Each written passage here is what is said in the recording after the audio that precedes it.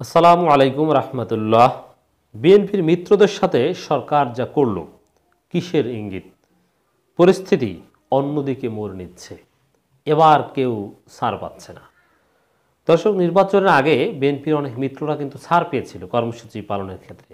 আমরা দেখেছি বিএনপি জামাত যেখানে ঘরেও থাকতে পারে না, সেখানে গণতন্ত্র মঞ্চ, অনেক ক্ষেত্রে গণ অধিকার পরিষদ, অনেক ক্ষেত্রে 12 দলীয় জোট, জাতীয়তাবাদী সমমনা জোট, অনেকে তারা কিন্তু নির্বিঘ্নে হরতাল অবরোধের সমর্থনও বিশাল বিশাল মিছিল করেছে, ঘন্টার পর ঘন্টা রাজপথে অবস্থান করেছে, সাংবাদিকরা ছবি তুলেছে, বড় বড় কথা বলেছে।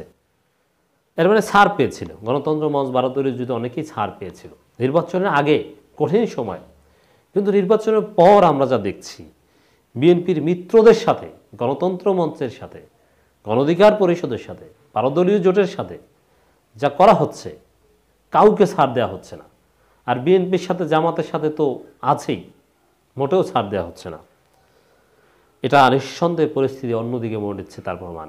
এর মানেই দেখেন, একটা কথা আমরা বারবার বলি, জামাতকে যখন প্রথম এই সরকার ধরা শুরু করে 2009 সালের শেষের দিকে চিরুনি অভিযানের নামে, এরপরে যুদ্ধাপরাধের অভিযোগ, নানান কিছু, তখনই কিন্তু আমরা বলেছিলাম যে অন্যান্য হুজুরদেরকেও ধরবে। সবাই বসে আছে, কওমি আলেমরা নির্বিঘ্নে বসে আছে, এই কওমি হুজুরদেরকে ধরবে। পরবর্তীতে কি হয়েছে? কওমি হুজুরদের হেফাজতের উপর ক্র্যাকডাউন চালিয়েছে না? তো হেফাজতের উপর ক্র্যাকডাউন তো এখনও শেষ হয়নি। মামুনুল হকরা তো এখনও মুক্তি পায়নি। সমস্ত নেতাদের মোদি বিরোধী আন্দোলন, নানান ঘটনায় কওমি আলেমরা ব্যাপক নির্যাতনের শিকার হয়েছে। এর মানে জামাতের উপর নির্যাতন দেখে অনেকে বুঝেছিল ওটা তো জামাতের বিষয়, আমাদের উপর তো কিছু করা হচ্ছে না। কিন্তু পরবর্তীতে ঠিকই তাদের উপরও সেই নির্যাতন নেমে এসেছিল, যদিও জামাতেরটা ছিল সবচাইতে বড় নির্যাতনের বিষয়।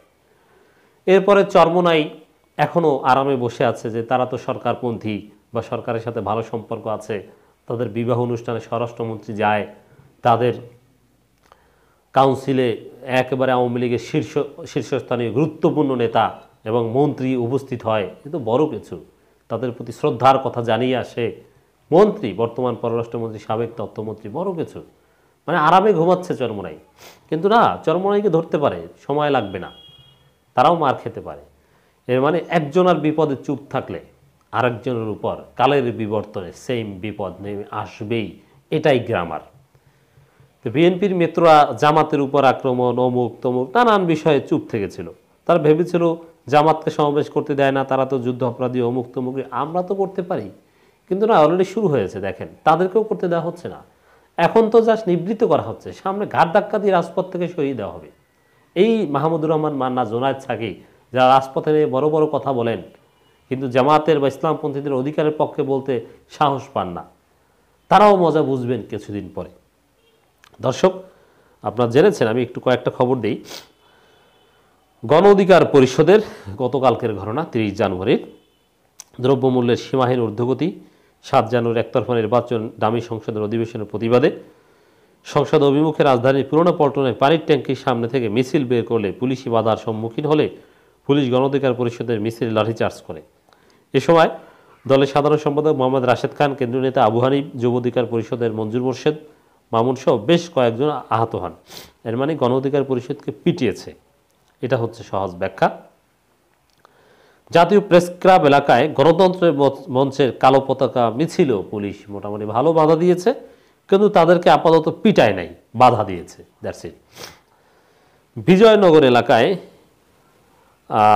লাল কার্ড দেখিয়েছে এবি পার্টি। এবি পার্টি চমৎকার রাজনীতি করছে, ফাঁকে ফোকরে ভালো এগিয়ে যাচ্ছে, কিন্তু যত বড় হবে এবং সময় ঘনিয়ে আসলে এবি পার্টিও মার খাবে, খাচ্ছে মাঝে মাঝে। এছাড়া বিজয়নগর এলাকায় গণফোরাম ও পিপলস পার্টির কালো পতাকা মিছিল, সেখানেও পুলিশের ব্যাপক উপস্থিতি আমরা লক্ষ্য করছি। গুরুত্ব অনুযায়ী বাধা দেওয়া হচ্ছে, যাদের গুরুত্ব বেশি তাদেরকে পেটানো হচ্ছে, ধরে নেওয়া হচ্ছে, যাদের গুরুত্ব কম তাদেরকে থামানো হচ্ছে, গুরুত্ব অনুযায়ী বাধা দেওয়ার ধরন। 12 দলীয় জোটের কালো পতাকা মিছিলেও পুলিশ বাধা দিয়েছে। এর মানে এই যে ঘটনাগুলো, আর বিএনপি জামাতকে তো বাধা দেওয়া হয়, তা তো মুখস্থ কথা। বোঝা যায় যাদেরকে নির্বাচনের আগে বাধা দেয়নি, এখন নির্বাচনের পরে তাদেরকে বাধা দিচ্ছে। এর মানে ঘটনার বা পরিস্থিতি অন্যদিকে মোড় নিচ্ছে। বোঝা যায় যে বিএনপি জামাতের সাথে অন্য যারা আন্দোলন করবে তাদেরকেও প্রয়োজনে সরকার শায়েস্তা করবে। বিশেষ করে অনুমতি বিষয়টা আরও বেশি কঠোর করবে, এইটা ইঙ্গিত মনে করি। এর মানে অনুমতি ছাড়া, দেখেন ছোট ছোট দল বা এরা অনুমতি ছাড়াই রাস্তায় নেমে যেত, কিসের অনুমতি, সরকারও কিছু বলতো না। কিন্তু এখন 10 মিনিটের জন্য ওই ছোট দলকেও যদি মিছিল করতে হয়, ওই ডিএমপি থেকে লিখিত অনুমতি নিয়ে আসতে হবে, না হলে হবে না। তো এখন আমি মনে করি যে বিএনপির মিত্রদের সাথে যা করা হয়েছে তার তাৎপর্য হচ্ছে সামনের দিনগুলোতে অনুমতি ছাড়া মানববন্ধন থেকে শুরু করে কিচ্ছু করতে দেওয়া হবে না। তাতে ছোট দল হোক বড় দল হোক, তাতে বাম গণতান্ত্রিক জোট হোক আর বিএনপি হোক আর জামাত হোক, সবার জন্য জটিল অনুমতির প্রক্রিয়াটা আরও বেশি জোরালো হতে যাচ্ছে। অনুমতিবিহীন মিছিল করলেই, আগে অনুমতি ছাড়া করলেও বিএনপি জামাতকে পেটাতো, অন্য কাউকে ছাড় দিত, কিন্তু না, অনুমতি ছাড়া এখন যে করবে তাকেই পেটানো হবে, সেই ইঙ্গিত বলে আমি মনে করি। পরিস্থিতি সেদিকেই যাচ্ছে বলে স্পষ্টভাবে আমাদের কাছে মনে হচ্ছে। ডামি সংসদ বাতিল সহ এক দফা দাবিতে রাজধানীর বিজয়নগরে কালো পতাকা মিছিল করেছে 12 দলীয় জোটের নেতারা। গতকাল মঙ্গলবার বেলা 3:30টার পর মিছিলটি শুরু হয়। মিছিল নিয়ে জোটের নেতারা আল রাজি কমপ্লেক্সের সামনে এলে পুলিশি বাধার মুখে পড়ে। এ সময় পুলিশের ঘেরাওয়ের মধ্যে সংক্ষিপ্ত বক্তব্য রাখেন জোটের নেতারা। It's very significant. এর মানে সরকার যাদেরকে একেবারে বেশি পেটাবে না, যেমন গণতন্ত্র মঞ্চকে বেশি পেটাবে না, তাদেরকে ওই পুলিশের ঘেরাওয়ের মধ্যে বক্তব্য দিতে হবে সংক্ষিপ্ত। পুলিশ যদি বলে আর 1 ইঞ্চি জায়গা যেতে পারবো, আর 1 ইঞ্চি, যদি বলে আর 1 ইঞ্চি সামনে যেতে পারবে না, এখানে বসে চিল্লি করো, তাহলে ওখানে বসে চিল্লি করে চলে যেতে হবে। এর বাইরে কিছু না। পরিস্থিতি সেদিকেই যাচ্ছে বলে মনে হচ্ছে। তারা বলেন, তথাকথিত ডামি নির্বাচনের মাধ্যমে ভুয়া সংসদদের নিয়ে আজ অবৈধ সংসদ অধিবেশন বসেছে। এই নীতি বিবর্জিত প্রহসনের সংসদকে, এই অবৈধ সংসদ বলতে নীতিগত, পলিটিক্যালি অবৈধ, কিন্তু আইনি এবং সাংবিধানিকভাবে অবৈধ নয়। এই নীতি বিবর্জিত প্রহসনের সংসদকে দেশবাসী সহ সমস্ত গণতান্ত্রিক বিশ্ব নিন্দা ও ধিক্কার জানাচ্ছে। আমরা দাবি জানাচ্ছি, এই সংসদ ভেঙে দিয়ে তত্ত্বাবধায়ক সরকারের অধীনে নিরপেক্ষ নির্বাচন করা হোক। দাবিটা কিন্তু সাফ দাবি, সবার মুখে একই দাবি। তো একই দাবি করলে একই কায়দায় নির্যাতনের শিকার হতে হবে, বেশি দিন আলাদাভাবে ছাড় পাওয়া যাবে না। যদি এটা একেবারেই পিওর সরকারের দালাল হয়ে থাকে, একেবারে দালাল না হলে কেউ ছাড় পাবে না। চরমোনাই, এই জন্য দেখছেন যে চরমোনাই চুপ। সংসদের প্রথম অধিবেশন হলো, চরমোনাইকে দেখেছেন কোথাও? এদেরকে দেখবেন না, এরা জানে যে সরকারের দালালি কমিয়ে দিলেই মার খেতে হবে। যদিও তাদের নেতাকর্মীরা, মাঠ পর্যায়ের লোকজন দালালি করতে চায় না, কিন্তু তাদের সেন্ট্রাল আদর্শই হচ্ছে আওয়ামী লীগের দালালি করবে।